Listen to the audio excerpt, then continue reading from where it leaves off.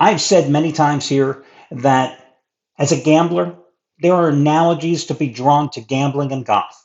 That when you have a bad play, when you make a bad bet, it's just like in golf. You hit a bad shot, you've got to scramble to get back to par, to get those losses back.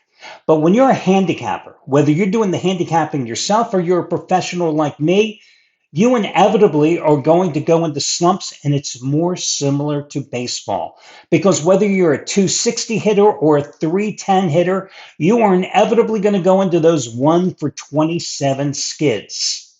It's going to happen. And that's why I often say to you that you have to accept losing, accept it, and move forward. It's part of gambling. And once you do that, you'll be a much better gambler and a much better handicapper. Listen, there was no one hotter, and you know it if you're a customer, than me in September and October. I could not lose in college football, for example. And hell, even my free picks, the best of the worst, the plays that I considered making my best bets and then relegated to free pick status, I could not lose them either. But then the past 3 Saturdays, you know as well as I do if you're a customer, I've lost. And I'll talk about Saturday's loser, yesterday's loser, which was a heartbreaker. It happens, the skids. Now, the one thing I can tell you is this, and this is the most important takeaway of this little diatribe. The most important thing: don't change your batting stance. Don't change your grip. Don't change your rituals. It's kind of like, always dance with the girl you brought. Don't change anything you're doing, because the minute you second guess yourself, the way you analyze the games, the way you pick the games, the minute you change your lucky pen. Oh, yes, there is a thing about lucky pens. I wouldn't lie about that. That's when you're going to go into a protracted slump. Always stay true to the way you got into that winning streak, the way you were consistently winning in the first place, and you'll work your way out of the slump. It really is that simple. And take it from me, who's been doing it for God knows how many years now, decades now. Isn't that scary? So yesterday, what happened? I mean, Jesus, I thought I had it all. So I had a rare 20 dime raise the bar play, my highest rated college play of the season so far. And I mean, I was on a roll. I thought, it was no ifs, ands, or buts. That raised the bar 20 dime play, my first of the college football season. And I had Texas Tech over BYU in that 2-team 7-point teaser. Texas Tech won with ease over BYU, right? And then I had TCU hooked up with that 2-teamer, the second leg, and that was a later day game in the afternoon. All I needed was TCU, 7.5-point favorite. That's what they were. So in that 7-point teaser, I just needed TCU to win the damn game outright. And listen, after a sluggish first half, I was feeling pretty damn good, right? TCU was up 17-6 early in the fourth quarter. Okay, so Iowa State, a team that entered that game with 4 straight losses, they scored with 8:12 to play, made it a 17-12 game. I was still feeling pretty good. And then Iowa State scores on a 79-yard punt return. A 79-yard punt return. I don't know if I've ever lost a game on a 79 or some ridiculous punt return. And then they get the 2-point conversion, game, set, match. They went outright 20-17. When you're in a slump, sometimes these things happen. And listen, I had worked my way out of the slump after losing last Saturday, right? I mean, I cashed in with Kennesaw State on Tuesday. I cashed in with Ohio. I cashed in with Ohio on Tuesday. I cashed in with Toledo on Wednesday. And if you know me, you know I hate the Mid-American Conference, okay? So to win 2 MAC games on consecutive nights, that's a miracle in itself. Then I gave you South Florida on Thursday. So I hit 3 straight 10-dime releases, my second highest rated play. So I was on a roll hitting 3 out of 4 in college football this week. And then to lose the teaser like that, oh well. It happens. And you saw my free picks yesterday. I was on Indiana all week long. And then something told me, get the hell off Indiana. So I gave it to you as my second of 2 free picks yesterday, and they lost. And my best free pick yesterday, which was my second strongest play of the day, Arizona failed to cover 2. That's the way the cookie crumbles. So listen, let's get to today's play. I wasn't going to do a video report. It's late today because I feel awful. And I probably, just FYI, won't be responding to comments today because I feel awful. But as my dad always said, you can bitch about it, but no one's going to listen. So let's move forward.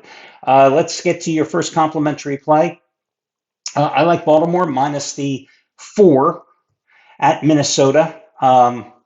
This game, Jesus, this line is all over the place. You can get as low as 3.5. You can see it at 4.5. I think the consistent price is 4.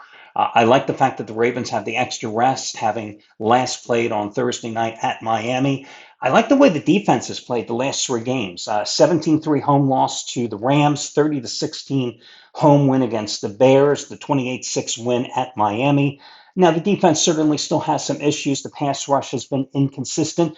But listen, Todd Monken, the offensive coordinator for the Ravens, the best thing he has done here lately has reemphasized the run. The better the Ravens run, the less exposed the defense is because the clock keeps winding. Of course, you also had Lamar Jackson returning after the 5-game absence against Miami last Thursday, a sluggish first half, but he really teed it up in the second half, finishing 18 for 23, 204 yards and 4 touchdowns. I believe he has 14 touchdowns, 1 interception on the season, completing nearly 70% of his passes.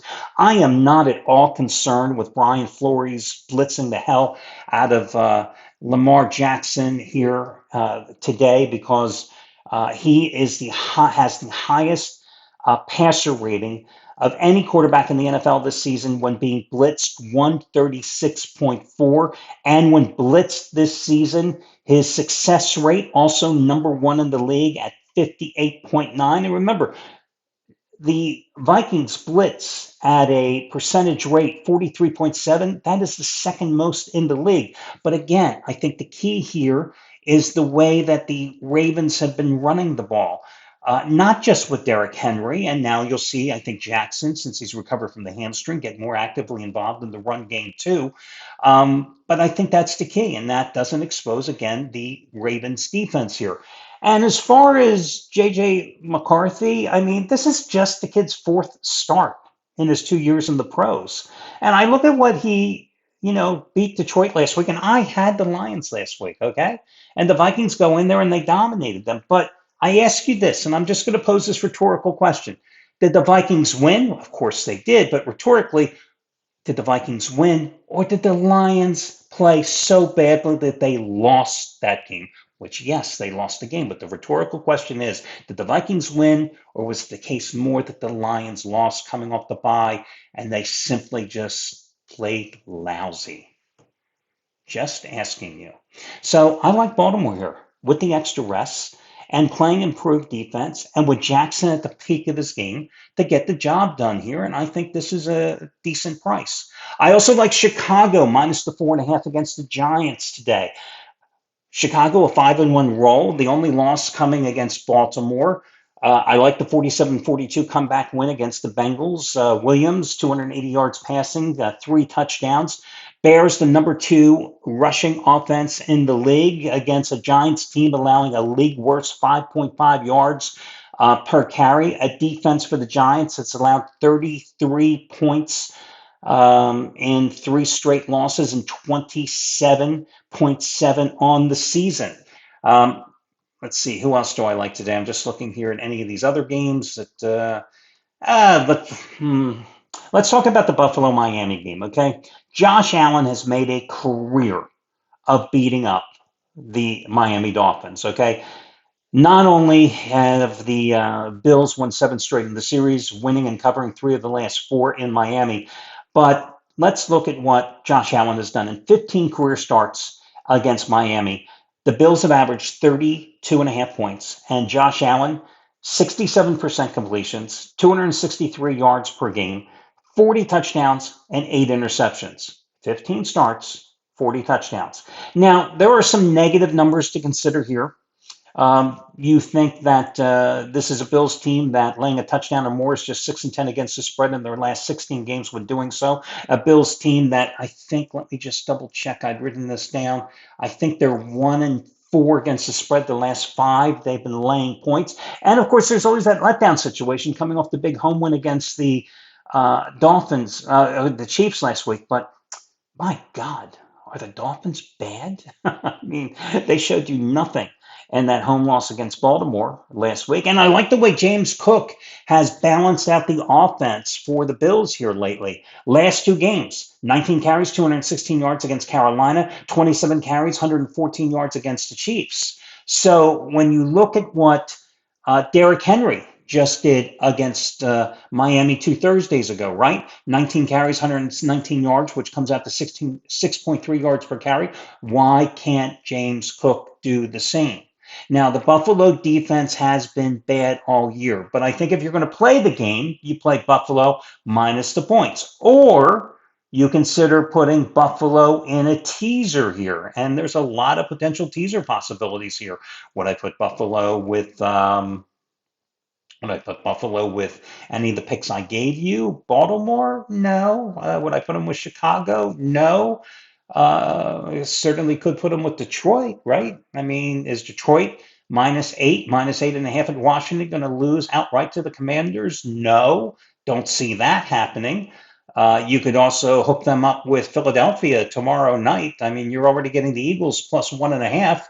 For those of you that don't have YouTube TV like me, you could watch that game and you could take Philadelphia +8.5 points at Green Bay. So there's some potential there to look at a teaser involving the Bills. But ranking these plays today, I like Baltimore as number one.